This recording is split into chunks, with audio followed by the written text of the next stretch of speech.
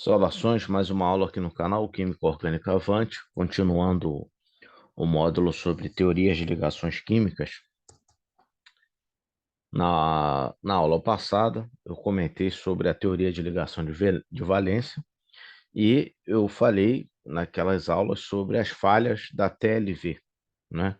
Relembrando aqui quais são essas falhas. Bom, uma das falhas ocorre em relação à geometria molecular, principalmente porque a TLV ela trabalha com orbitais atômicos fundamentais, né? Especialmente o S, o P e o D para moléculas ali até o terceiro período. E quando você trabalha com os orbitais atômicos fundamentais, ou seja, com as funções de onda dos orbitais atômicos fundamentais, obtém-se uma geometria molecular que não é a mesma da geometria molecular observada experimentalmente, né? A geometria molecular prevista pela TLV, empregando os orbitais atômicos fundamentais, falhava para explicar a geometria molecular e a valência de vários elementos, como, por exemplo, na molécula de água, o modelo da TLV, empregando-se os orbitais S e P fundamentais, onde os orbitais P estão exatamente nos eixos x, y e z em ângulos de 90 graus, em uma molécula de água, o ângulo de ligação entre o hidrogênio, oxigênio e o outro hidrogênio deveria ser de 90 graus. Entretanto, por meio de uma série de experimentos, os quais não deixam a menor sombra de dúvida, o ângulo dessa ligação hidrogênio, oxigênio, água não é de 90 graus, é em torno de 104 graus, ou seja, muito diferente do que o modelo da TLV prevê. E também a questão da valência, né? O enxofre, por exemplo, o fósforo também, enfim, um caso clássico, falha até mesmo com o carbono. Um caso clássico é do enxofre, em que, pelo modelo da TLV e sua distribuição eletrônica, ele deveria sempre ser divalente, porque ele só precisa receber dois elétrons aqui para completar o seu octeto, dois elétrons nos orbitais P, um em cada orbital P.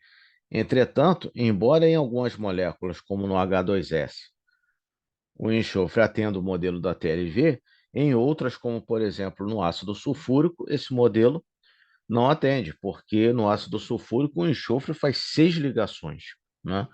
3 vezes o número previsto pelo modelo da TLV original. Bom, então, para resolver esse problema,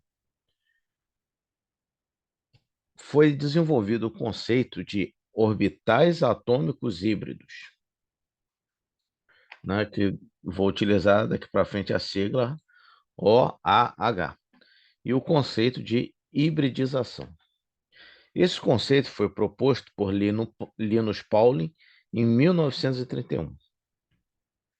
E os orbitais atômicos híbridos são a representação gráfica de uma função de onda.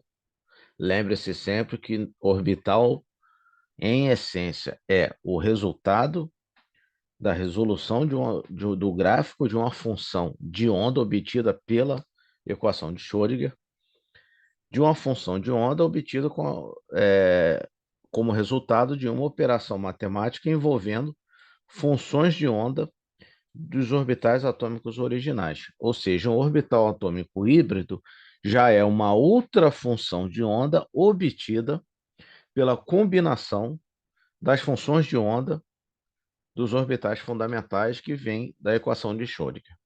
Um exemplo matemático. Por exemplo, o que seria um orbital, uma função de onda de um orbital híbrido? Seria a combinação da função de onda de um orbital mais a combinação com a função de onda de outro orbital e assim sucessivamente, quantos orbitais você queira combinar, não é? E aí você vai tendo as funções de ondas híbridas. Exemplo, para uma hibridização SP, se você combinar a função de onda de um orbital S com a função de onda de um orbital P, o tratamento matemático disso vai te dar duas funções de ondas de orbitais híbridos. Isso é uma coisa importante. O número de orbitais híbridos formados é igual ao número de orbitais atômicos originais. Ou seja, se você combina dois orbitais atômicos fundamentais, você vai ter dois orbitais híbridos. Se você combina três orbitais atômicos originais no estado fundamental, você vai ter três orbitais híbridos. O número de orbitais híbridos formados é igual ao número de orbitais atômicos originais. No caso da hibridização sp, eu estou combinando dois orbitais, um orbital s e um orbital p. Então, eu vou ter duas funções de ondas. Eu vou ter dois orbitais atômicos híbridos.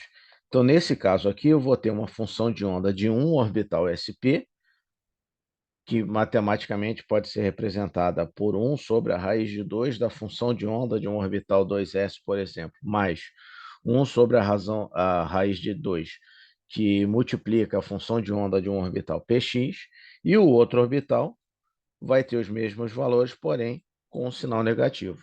Ou seja, um orbital atômico híbrido é a representação gráfica de uma função de onda híbrida. Híbrida de quem? Da combinação das funções de onda dos orbitais atômicos originais. Ou seja, é um resultado matemático vindo de cálculo integral, cálculo diferencial, equações diferenciais, como todo orbital é o resultado de uma equação matemática, de uma equação diferencial, que é a equação de Schrödinger. Entretanto, sempre tem que se atentar para isso, que, por questões pedagógicas, o fundamento matemático da teoria de hibridização só é trabalhado em nível de graduação, devido mesmo requerer é, o mesmo requerer nível avançado de conhecimento das disciplinas de cálculo integral diferencial, álgebra linear e probabilidade e estatística. Ou seja, tem que se saber e se estudar muita matemática para conseguir trabalhar com as funções de onda vindo da equação de Schrödinger e ter um resultado matemático, um entendimento matemático mais claro dessa teoria de hibridização. Por isso que no ensino médio, e também o ensino médio profissionalizante, porque essas disciplinas aqui não constam no currículo da maioria dos cursos de ensino médio, né? Ou pelo menos, antigamente tinha até terceiro ano que dava uma introdução ao cálculo, mas nem de perto o suficiente para trabalhar essas funções de onda, se trabalhar teorias quânticas nesse nível.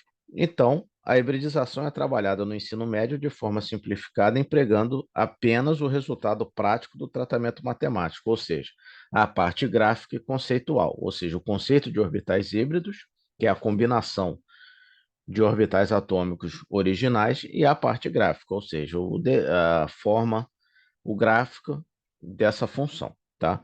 Eu gosto de explicar isso, que é para evitar uma coisa que eu considero, que eu não considero boa e eu não uso nas minhas aulas, que é aquele conceito que, para tentar simplificar para o aluno, às vezes acontece uma coisa que faz com que, numa tentativa de simplificação, fique mais estranha ainda, né? Que é aquele conceito de ensinar hibridização, partindo do princípio de que não, o elétron pula para o nível acima, aí depois que ele pula, tem uma mistura, e aí dessa mistura saem os orbitais híbridos, ou então o elétron é promovido, né? Enfim, eu não gosto, não é do meu agrado fazer uso didaticamente desses recursos, né? Dessa, digamos assim, humanização do elétron, de atribuir ao elétron características de pular, de saltar, enfim. Eu acho que é possível você trabalhar no ensino médio sem fazer uso dessas alegorias, apenas dizendo que aquilo dali é o resultado de um tratamento matemático complicado, que não é assunto do nível médio, mas que no nível médio você trabalha com o resultado prático dessas contas, né? Você não precisa entrar no fundamento matemático para explicar para um aluno que aquilo que ele está vendo ali sendo trabalhado como orbital híbrido é o resultado de uma operação matemática, né? Enfim, eu não gosto desses conceitos, né? De elétron pula, elétron salta, mistura, aí sai a mistura, enfim, né? Que o que é essa mistura? Eu expliquei naquele slide, é a combinação de duas funções de onda, ou seja, é um cálculo matemático, né? Feito pelo Linus Pauling inicialmente. E em termos energéticos, né? Você lembrando que a equação de Schrödinger, de um lado você tem a função de onda trabalhada pelo operador hamiltoniano e ele vai te retornar um valor de energia, né? Então todo orbital tem um valor de energia associado a ele. E esse valor de energia de um orbital híbrido, normalmente, ou quase sempre, ele fica entre as energias dos orbitais que deram origem a ele, e entre orbitais híbridos do mesmo tipo, a energia deles vai ser igual. Por isso que nós falamos que são orbitais degenerados, ou seja, eles estão no mesmo nível de energia. Então, por exemplo, se você combina a função de onda de um orbital S com a função de onda de um orbital P, você vai formar dois orbitais sp. Lembre-se, o número de orbitais atômicos originais é o mesmo de orbitais atômicos híbridos formados. E entre os orbitais sp, eles vão ter a mesma energia, porém, a energia deles vai ser intermediária entre a energia de um orbital s original e a energia do orbital p que deu origem a eles. E, didaticamente, nós utilizamos para fazer a distribuição eletrônica de orbitais híbridos, construir os diagramas de orbitais híbridos. Mas como é que nós fazemos isso? Né, adotando essas regrinhas aqui. Contar os orbitais atômicos originais a hibridizar, lembrando que o número de orbitais atômicos originais vai ser o mesmo de orbitais atômicos híbridos formados. Construir os orbitais atômicos híbridos degenerados, ou seja, o número de orbitais atômicos híbridos que são necessários serem formados no mesmo nível de energia, e os elétrons, depois distribuir os elétrons, é, respeitando o princípio da exclusão de Pauli, ou seja, cada elétron, cada orbital daquele nível só vai receber o seu segundo elétron após cada um daquele nível ter recebido ao menos um, tá? É as mesmas regras de distribuição eletrônica. Bom, então vamos ver agora a hibridização aplicada a moléculas que definitivamente não atendem a TLV, nem geometria molecular, nem em valência, e como que o conceito de hibridização, o conceito de orbitais híbridos, não é, resolveu esses problemas. Bom, vamos olhar o caso aqui do hidreto de berílio. O berílio tem número atômico igual a 4, ou seja, ele tem uma distribuição eletrônica, um S2, 2S2. Pelo modelo da TLV, para ele conter 8 elétrons, ele deveria receber o quê? 2 elétrons em cada orbital P, o que seria bastante complicado, não é? Mas o que acontece é que o berílio mostra ser, na maioria dos casos, divalente, ou seja, ele faz duas ligações. Então, o hidreto de berílio ele é divalente. Os compostos de berílio, normalmente o berílio apresenta-se divalente, fazendo duas ligações. Já o composto mais simples dele é esse aqui, é o hidreto de berílio, o BeH2. Bom, para que o berílio consiga fazer duas ligações, ele precisa compartilhar dois elétrons. Como ele tem dois elétrons no nível 2 e esses dois elétrons, pelo modelo da TLV, estão no orbital 2s, qual seria a solução?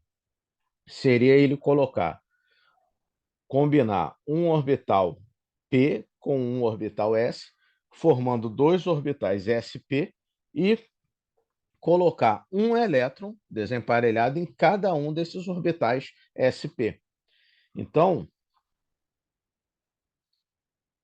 tem aqui a combinação de um orbital sp formando dois orbitais sp, né?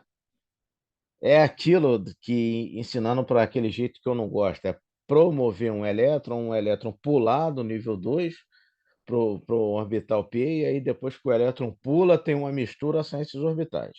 É um jeito de ensinar, mas que eu não gosto, tá? Eu prefiro ensinar mais conceitualmente, ou seja, o que, que aconteceu aqui para resolver esse problema? Matematicamente, se combinou a função de onda de um orbital S com um orbital P, dando origem a duas outras funções de onda de dois orbitais sp. Lembrando que esses dois orbitais sp têm a mesma energia entre si, sendo, portanto, degenerados, e eles estão com energia intermediária de um orbital p e de um orbital 2s. Construídos os orbitais, quantos elétrons eu tenho para distribuir? Dois elétrons. Então, eu distribuo um elétron em um orbital e um elétron em outro orbital. Agora, utilizando esse conceito da hibridização, eu consigo explicar por que, que o berílio é divalente. Porque agora ele tem dois orbitais, cada orbital com um elétron. Então, ele pode fazer duas ligações. E, em termos de geometria molecular, esse conceito de orbital híbrido ele também casa completamente com a teoria de repulsão dos pares de elétrons da camada de valência, que já tem aula aqui no canal. O hidreto de berílio, então, ele tem um átomo central ligado com dois ligantes. Quando o átomo central está ligado a dois ligantes, nós temos essa configuração aqui, lá da aula de geometria molecular, que eu, que eu já coloquei aqui no canal.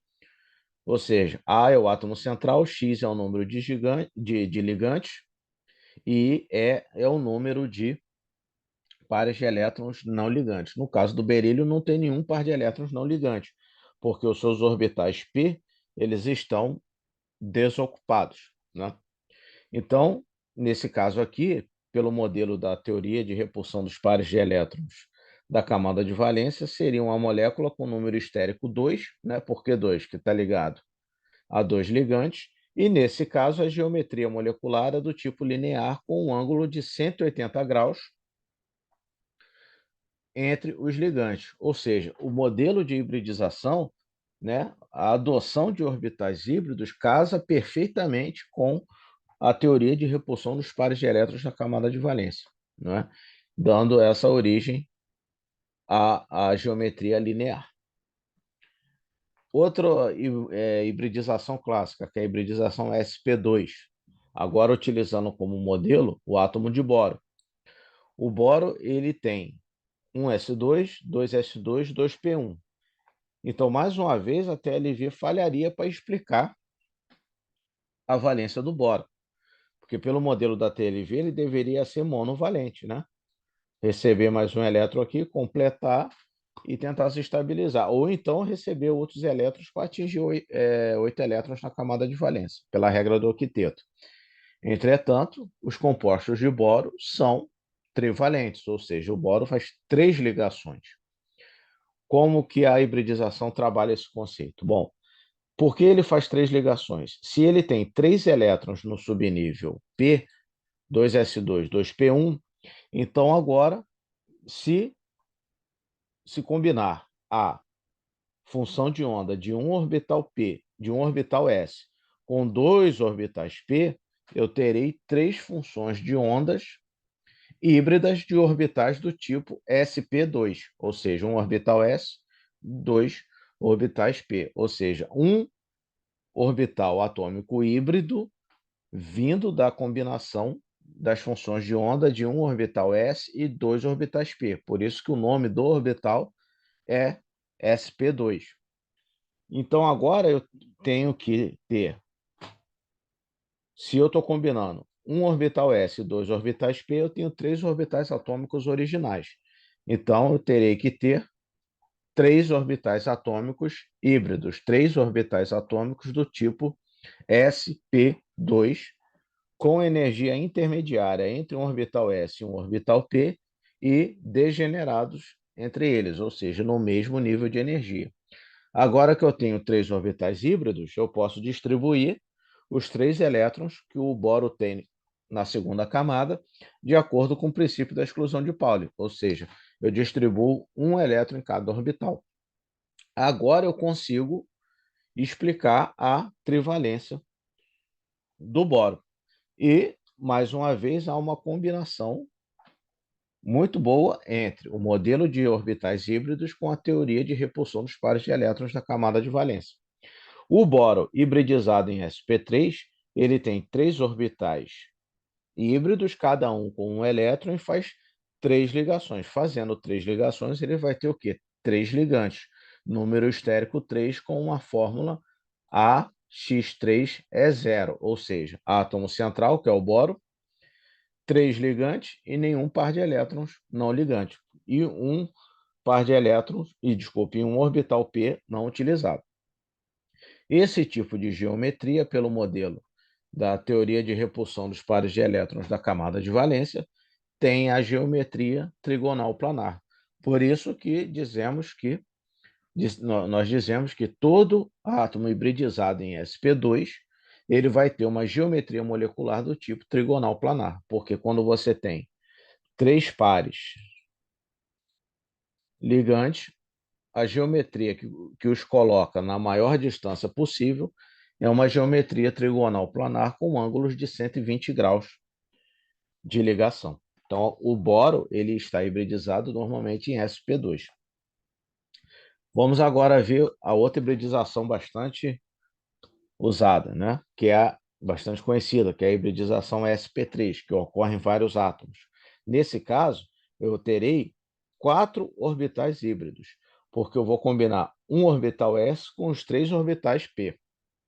No caso do oxigênio, a TLV nem falha para sua valência, porque quando você trabalha com orbitais atômicos fundamentais do oxigênio, ele é divalente mesmo, porque ele só está precisando receber 2 elétrons para completar o seu octeto. Entretanto, a geometria molecular falha, porque o oxigênio, quando na água, ou então em outras moléculas que ele está fazendo 2 ligações com 2 ligantes diferentes, o ângulo dessa ligação é em torno de 104 graus e não em torno de 90 graus, como prevê a TLV. Então, como que foi resolvido isso? Bom, eu tenho agora 6 elétrons para distribuir em 4 orbitais. Então, se eu combinar a função de onda de um orbital s com as funções de onda dos 3 orbitais p, eu estou combinando 4 funções de onda, ou seja, eu estou combinando 4 orbitais atômicos fundamentais.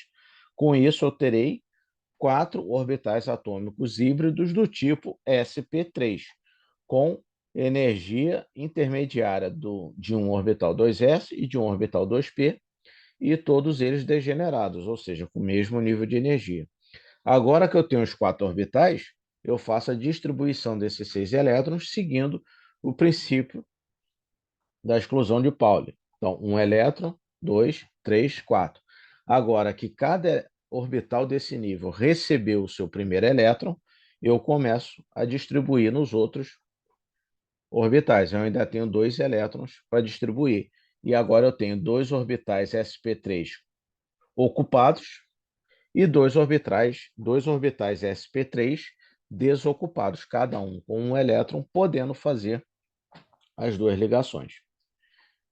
Mais uma vez, há um casamento perfeito entre a teoria de hibridização e a teoria de repulsão dos pares de elétrons da camada de valência. Nesse caso, o oxigênio vai apresentar número estérico 4 e uma fórmula AX2E2, ou seja, A, o átomo central, que é o oxigênio, X2, seus 2 ligantes, no caso, os átomos de hidrogênio, e E2, os 2 pares de elétrons não ligantes que estão representados aqui.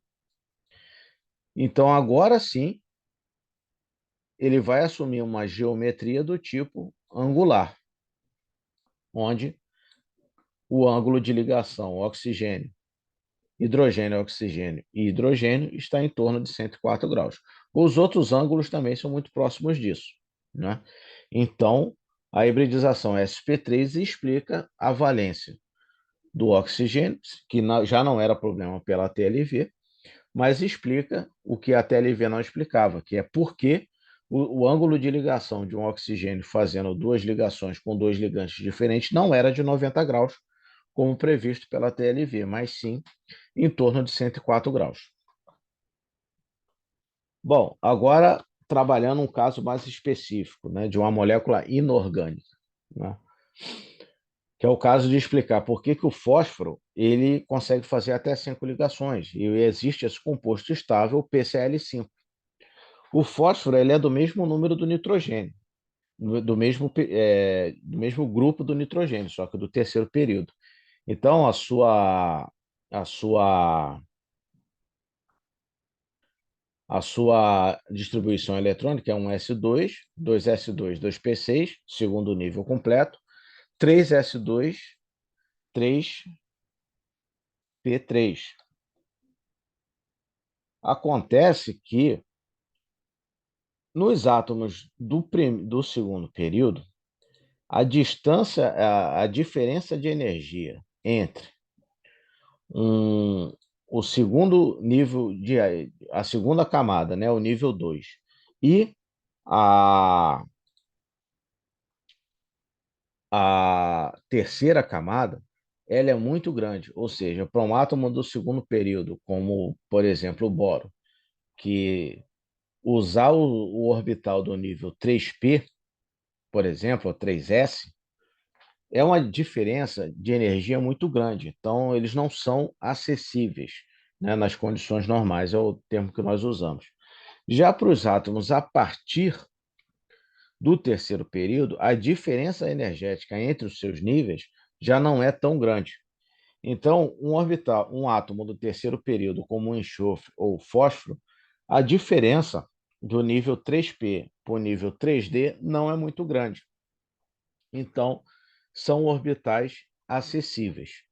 Então, olhando aqui a distribuição eletrônica do átomo de fósforo em seu estado fundamental, nós temos um S2, 2S2, 2P6, o segundo nível completo, 3S2 e 3P3, ou seja, cada orbital do subnível 3P recebe um elétron, dando 5 elétrons da camada de valência e nenhum orbital no subnível D. Entretanto, como a diferença de energia entre o 3P e o 3D é pequena, eu consigo trabalhar com uma função de onda híbrida, onde eu consiga combinar a função de onda de um orbital 3s com as funções de ondas dos orbitais 3p e uma função de onda de um orbital 3d. Se eu estou combinando agora 5 orbitais atômicos originais, eu agora vou combinar, então eu terei como resultado 5 orbitais atômicos híbridos do tipo sp3d, orbitais atômicos resultantes da combinação da função de onda de uma orbital s, de 3 orbitais p, da função de onda de 3 orbitais p e da função de onda de um orbital d. Então, agora que eu tenho 5 orbitais híbridos, o fósforo tem 5 elétrons na camada de valência. Então, se ele tiver cada um desses elétrons em um orbital desemparelhado, ele vai conseguir fazer 5 ligações. Então, com os 5 orbitais híbridos, você distribui agora os 5 elétrons que o fósforo tem no subnível 3. Desculpa, na terceira camada. Então, com esses 5 elétrons em 5 orbitais híbridos sp3d, agora consegue se explicar por que o fósforo acomoda 5 ligações, ligando-se a 5 átomos de cloro ao mesmo tempo. E, pelo modelo da teoria de repulsão dos pares de elétrons da camada de valência, uma molécula com 5 ligantes do tipo AX5 é zero, ou seja, o átomo central ligado a 5 ligantes sem nenhum par de elétrons livre, vai ter a geometria molecular do tipo bipirâmide trigonal, aonde três ligantes estarão num plano com ângulos de 120 graus entre si, e esse ângulo aqui entre os dois ligantes que estão na vertical com o plano onde estão os outros três, de 90 graus, dando uma geometria bipirâmide trigonal. Mais uma vez, a hibridização, ela resolveu tanto a questão da valência quanto a explicação da geometria molecular. Uma dúvida que pode surgir, né, é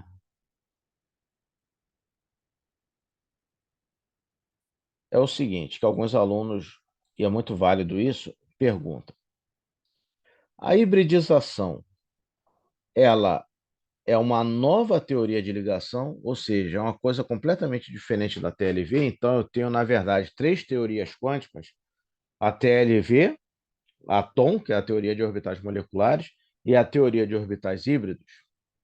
Não. A resposta é não. A hibridização, ela é TLV, ela está inserida na TLV, tá? Por que isso? Porque quando você trabalha com orbitais híbridos, e tanto a questão das ligações químicas quanto da geometria molecular, quando você trabalha com orbitais atômicos híbridos, você está seguindo todos os conceitos da TLV, tá?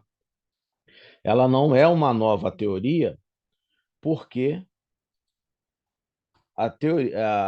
o uso de orbitais híbridos simplesmente segue todos os preceitos, conceitos, postulados da teoria de ligação de valência. E quais seriam esses conceitos? Primeiro, os orbitais atômicos continuam pertencendo aos átomos, ou seja, eles são orbitais atômicos. São orbitais atômicos híbridos, mas continuam sendo orbitais atômicos, ou seja, a outra teoria que nós usamos, que é a teoria de orbital molecular, difere desse tipo, que considera o orbital da molécula. Outra razão que a hibridização não é outra teoria, é só uma forma diferente de você trabalhar a TLV. Os elétrons das ligações estão localizados entre os dois núcleos. Na aula de TLV eu falei que a TLV trabalha com elétrons localizados. Os elétrons que compõem a ligação, eles estão localizados entre os dois núcleos que estão ligados. Na teoria com orbitais híbridos, isso não muda. A diferença é que agora, ao invés de trabalhar com orbitais fundamentais, eu estou trabalhando com orbitais híbridos.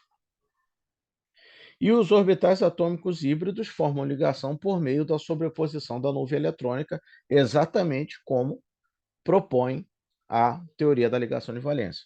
Ou seja, então, TLV não é uma coisa diferente de hibridização. Hibridização não é uma outra teoria.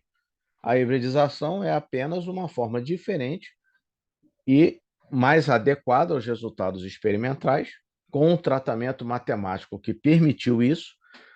É uma forma de você trabalhar os conceitos da TLV de uma forma mais condizente com geometria molecular e valência, ou seja, a hibridização foi um novo formalismo matemático dos conceitos da TLV mais adequados aos resultados experimentais obtidos, que resultado experimental é o fato você não muda, você muda a teoria para explicar o fato.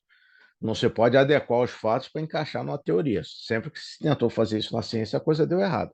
É o contrário. A teoria que tem que ir mudando para se adequar àquele fato. Caso a teoria não se adeque mais, ela simplesmente é rejeitada. Voltando aqui sempre o exemplo da teoria da força vital do século XVIII, que se achava que as moléculas orgânicas só poderiam ser criadas por seres vivos, até aquela famosa experiência que o cianato de amônio aquecido deu origem à ureia. Ou seja, aquilo foi um experimento que derrubou aquela teoria.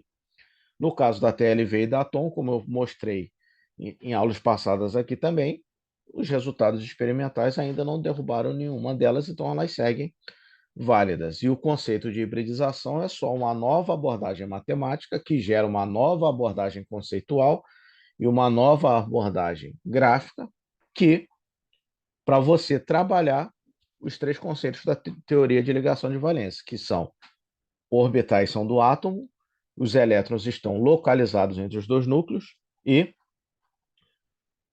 as ligações são formadas pela sobreposição de nuvem eletrônica. Então, hibridização é TLV. Bom, próxima aula eu vou voltar no assunto hibridização, mas aí eu vou falar só das hibridizações que acontecem no átomo de carbono, que é a sp, a sp2, a sp3 e qual a importância disso na química orgânica, qual é a importância disso no estudo das funções orgânicas, tá? E essa aula aqui foi sobre hibridização de modo geral. Na próxima aula eu já não vou falar mais de tratamento matemático, vou falar só das hibridizações que acontecem no átomo de carbono. Bom, era isso. Obrigado. Bom estudo.